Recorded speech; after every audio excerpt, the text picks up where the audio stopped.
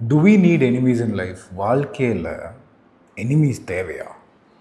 இவ்வளோ நாள் நான் நினச்சிருந்தேன் எதிரிகள் தேவை கிடையாது, நம்ம எதுக்கு யாரையும் பகைச்சிக்க கூடாது, நம்ம சாந்தமாக இருக்கணும், அன்பாக இருக்கணும் அப்படின்ட்டு. பட் நான் ரீசெண்டாக ஒருத்தர் பேசிகிட்டு இருந்தார். அவர் சொன்னார், உன்னோட எதிரியோட அளவு தான் உன்னோட வளர்ச்சியை முடிவு பண்ணும் அப்படின்ட்டு. பாருங்கள், if you have an enemy, அவனை போய் அடிக்க வேண்டாம், பிடிக்க வேண்டாம். பட் உனக்கு யாராவது ஒருத்தர் எதிராக இருந்தனா நீ இன்னும் தூரமாக ஓடுவேன். ஐ திங்க் விஜயே ஒரு எதுலையோ எழுதியிருந்தார். என்னென்னா, அஜித்தை அவர் நல்ல வேலைக்கு ஒரு அப்போசிஷனாக வந்ததுனால தான் அவர் இவ்வளோ வளர்ந்தார் அப்படிங்கிற அந்த ஒரு இது நான் ரீசெண்டாக எங்கேயோ படிச்சிருந்தேன். ஸோ எல்லாத்துக்குமே அந்த ஒரு போட்டி. எனிமின்னு சொல்லும்போது நான் சண்டை போட சொல்லலை, பட் அந்த ஒரு போட்டி தேவை. உங்களோட லைஃப்பில் யாராவது ஒரு ஆளை நீங்கள் ஃபிக்ஸேட் பண்ணி வச்சுட்டு, இவங்களுக்கு நான் பண்ணி காட்டுறேன் அப்படிங்கிற அந்த ஒரு வெறி வரும்ல, அது உங்களை வேறு லெவலில் தூக்கி விடும். இப்போ எனக்கு இது கேட்டோன்னே எனக்கு இன்னொரு சந்தேகம் வந்தது. நானே தான் யோசிச்சிருக்கேன், மற்றவங்களை ப்ரூவ் பண்ணுறதுக்காக நம்ம வாழலை, நம்மளை ப்ரூவ் பண்ணுறதுக்காக தான் வாழ்கிறோம் அப்படிங்கிற ஸ்டேட்மெண்ட்டும் உண்மை, இதுவும் உண்மை. எனக்கு இது ரொம்பவே ஒரு ப்ராப்ளமேட்டிக்காக தோணுச்சு.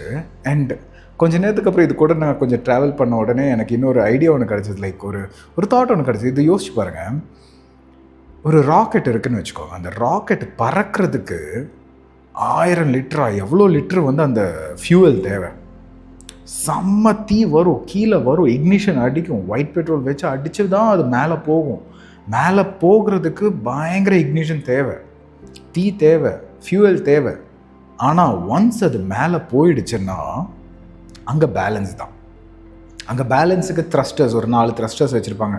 லைட்டாக காற்றடிக்கும், அந்த சின்ன காற்றுல அந்த ராக்கெட் ஸ்டெபிளைஸ் ஆகிக்கிட்டே இருக்கும்.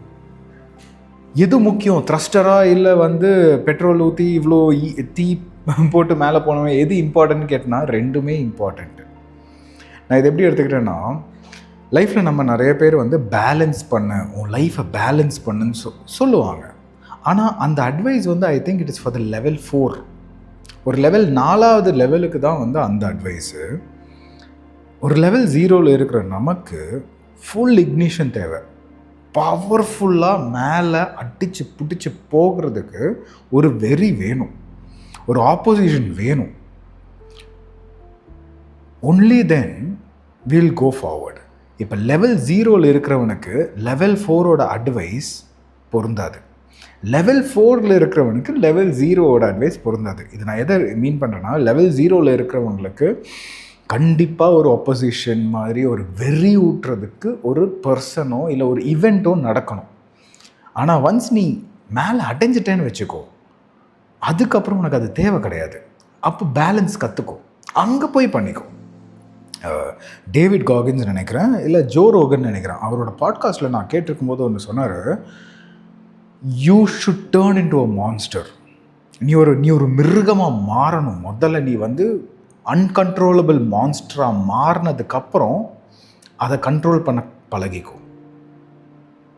மறுபடியும் சொல்கிறேன், you should become a monster and then tame it. அது உன் கண்ட்ரோலில் கொண்டு வா. இந்த ஒரு எக்ஸாம்பிள் அந்த ஜோ ரோகன் சொல்லும்போது ஷாலின் மாங்ஸ் பற்றி பேசியிருந்தாங்க. அந்த மாங்ஸ்லாம் ஷாலினில் அடிக்கிறத பற்றி பேசுவாங்க. எப்படி தீக்குள்ளார என்ன கவலை வந்தாலும், என்ன எதிர்ப்பு வந்தாலும் எப்படி தாண்டி போகிறதுன்னு எல்லாம் கற்றுக் கொடுப்பாங்க.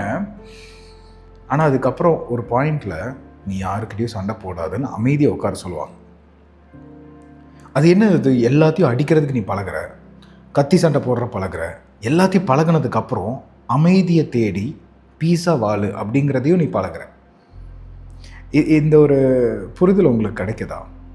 Become a monster and then tame it.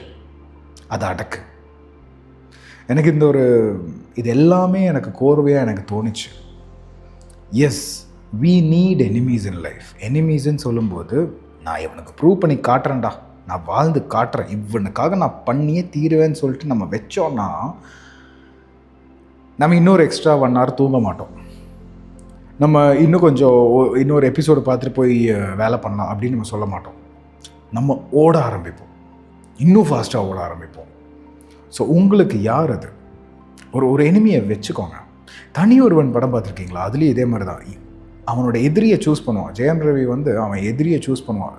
Siddharth அபிமன்யுவை choose பண்ணதுனால தான் அவன் அவ்வளோ பெருசாக அடிப்பான். So yes, enemy is important. Think about it. அடுத்த வீடியோவில் உங்களை பார்க்குறேன்.